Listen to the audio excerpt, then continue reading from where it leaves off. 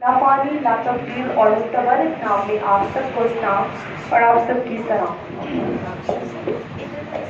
सबसे पहले I am fully thankful to my God and secondly I am thankful pastor Sahib और बुआ जी की जिन्होंने खुदावंद यीशु मसीह के लबे मुबारक से निकले हुए तीसरे कलमा को बयान करने की सादत से मुझे नवाजा। तीन का अदद तस्लीम को जाहिर करता है और इसकी नौयत, जिम्मेदारी और वक्त सुबह तकरीबन 11:30 बजे। जब तक बिके ना थे तो कोई पूछता ना था, जब तक बिके ना थे तो कोई पूछता ना था, तेरे लहू ने खरीद कर यस्सु मुझे अनमोल बना दिया। यस्सु कलमे का अनवार यस्सु मसीह कामिल मोहब्बत।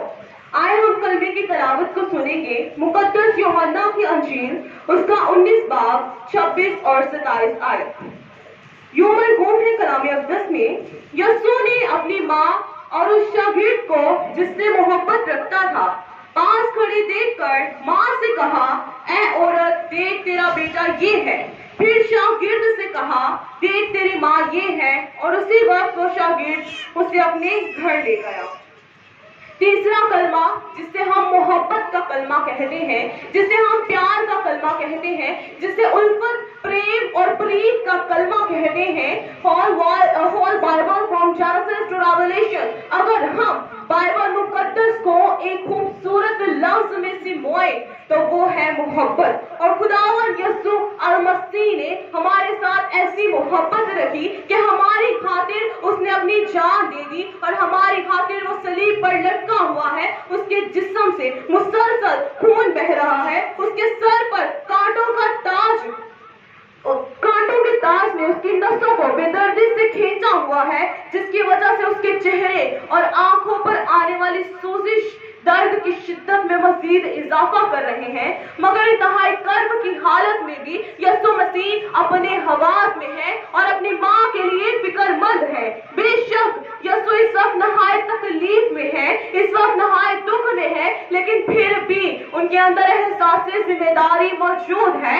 और उलमा का कहना है कि उस वक्त बुजुर्ग यूसुफ वफात पा चुके थे, तो मुकद्दसा मरियम का पहलोठा होने के नाते यीशु मसीह ने ये मुनासिब जाना कि अपनी खानदानी जिम्मेदारी को पूरा करे। और यीशु मसीह ने ना सिर्फ अपनी खानदानी जिम्मेदारी बल्कि अपनी रूहानी जिम्मेदारी भी पूरी की, और जिस काम के लिए वो इस दुनिया में भेजे गए उन्होंने उस काम को भी पाया तकमील तक पहुंचाया।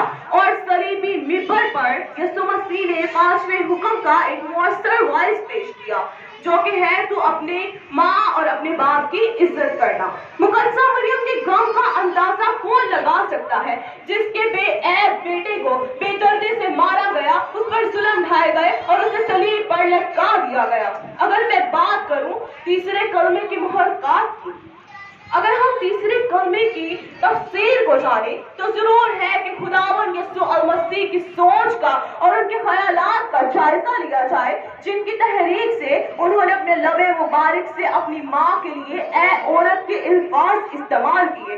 अब काबिल इतराज मामला ये है कि यीशु ने अपनी माँ को ऐ औरत कहकर पुकारा। इस कलमे में यीशु मसीह ने अपनी माँ के लिए ऐ औरत की इस तरह इस्तेमाल की। अक्सर एतराज किया जाता है कि यीशु मसीह ने अपनी माँ को ऐ औरत कहकर क्यों पुकारा। ये इज्जत और एहतराम के अल्फाज नहीं और ये एक माँ को सेब नहीं देते।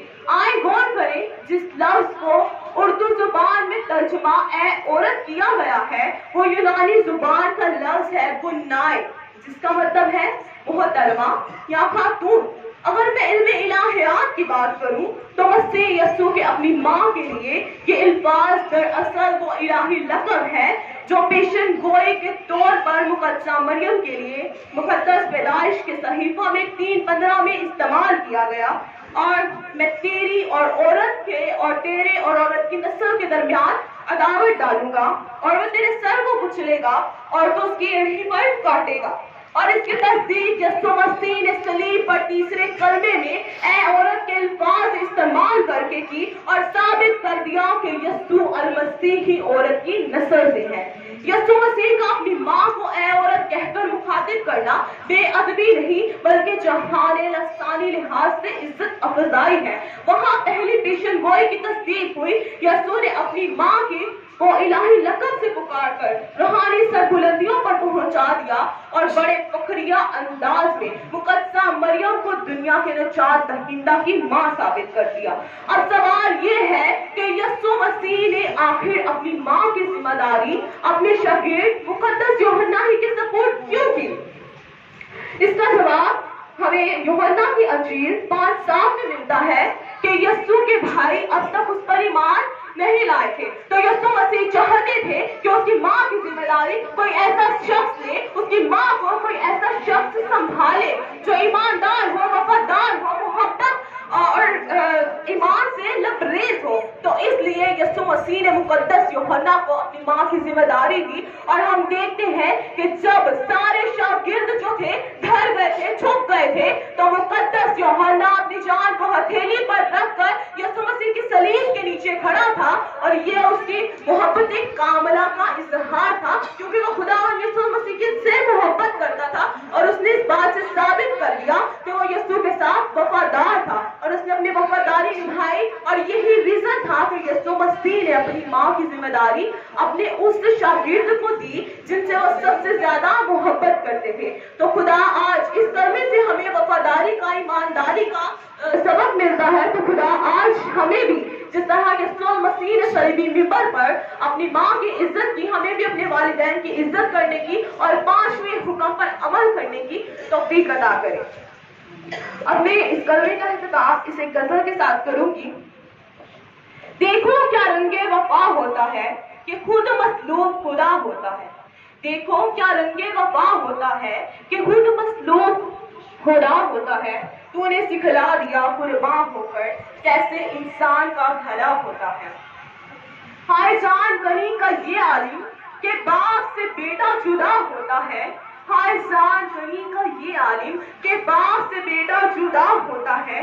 कौन सिखलाएगा तेरे सिवा कि इश्क का ये फलसफा क्या होता है। जो मौत और कब्र पर आए गालिब, जो मौत और कब्र पर आए गालिब, हाँ वही मसीहाए खुदा होता है। हाँ वही मसीहाए खुदा होता है। हाँ वही मसीहाए खुदा होता है। Thank you so much.